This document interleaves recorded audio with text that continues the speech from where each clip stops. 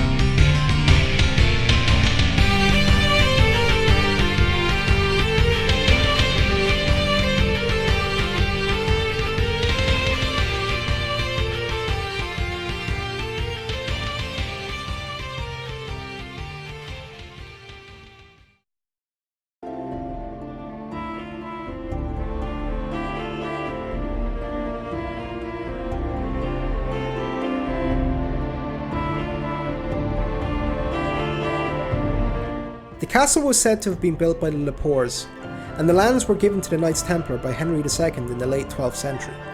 I have to profess that growing up in Waterford, I was completely unaware of the existence of Crooke Castle, and after visiting it, it was easy to see why.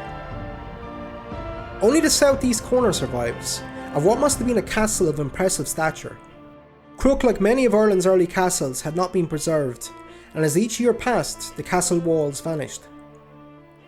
An interesting hypothesis by Simon Dowling is that the stone of the castle could have been used in the construction of Geneva barracks, only a few hundred metres down the road, and given the enormity of the project, it seems reasonable.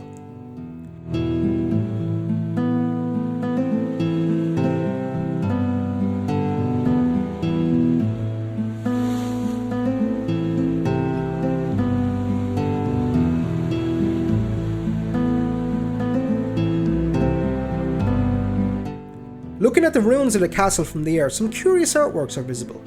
Perhaps these are the remnants of some long-lost buildings or walls.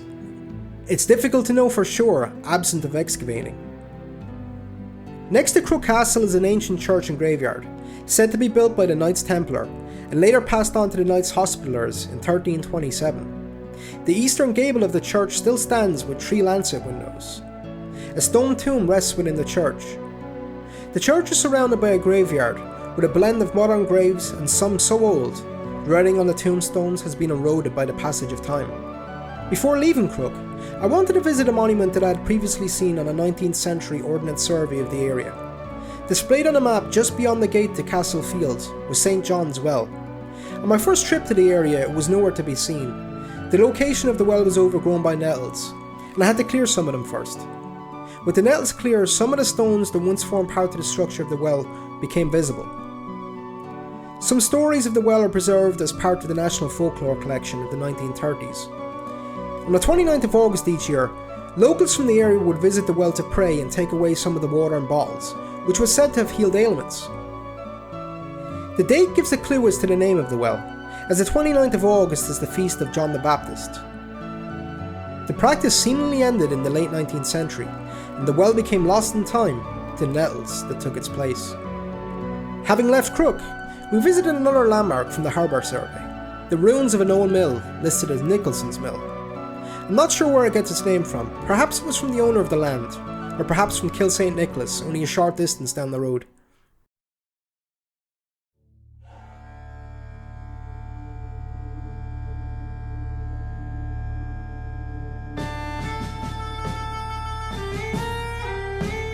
Not much of the mill remained, but what did remain was well kept. The remnants of a spiral staircase are still visible on the interior.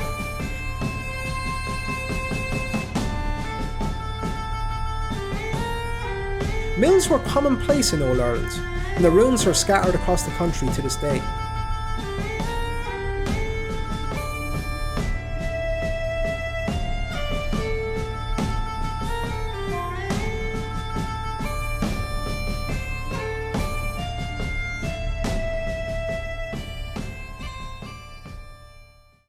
Satisfied with some footage and pictures of Nicholson's mill, the last stop of the day was Geneva barracks.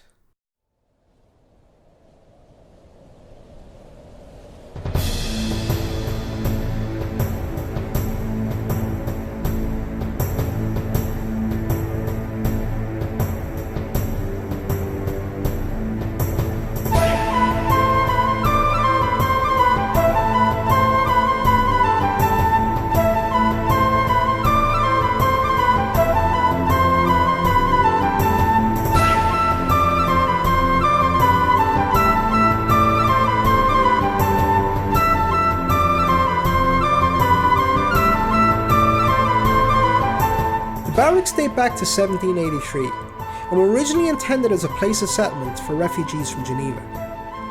The Genevan refugees wanted to rule themselves under their own laws, along with representation in Parliament. After failing to come to an agreement, the colony plan failed and the settlement was converted into a barracks. The contrast between the original settlement walls and newer barrack walls are clearly visible. The barracks is most famous for its role during the 1798 rebellion, where Croppies rose up in an attempt to secure independence for Ireland. During the rebellion, many Croppy prisoners were held in the barracks, where they were subjected to torture and execution. Their heads were placed on spikes at the entrance, where it's said the blood still stained the walls decades later. Today, little of the barracks remains with the exception of a few buildings. The foundations of some terraces are still visible in the soil, the rest is farmland. The enormity of the project is still visible from the air, where even at 500 metres, we could barely fit the barrack walls into the shot. Crook is an interesting place that played a large role in Old Ireland. It is visible on both Francis Jobson's 16th century map, along with multiple surveys of the area in the 18th century. Now, very little remains, but I was glad to at least be able to get a better picture of the area and learn more about its history.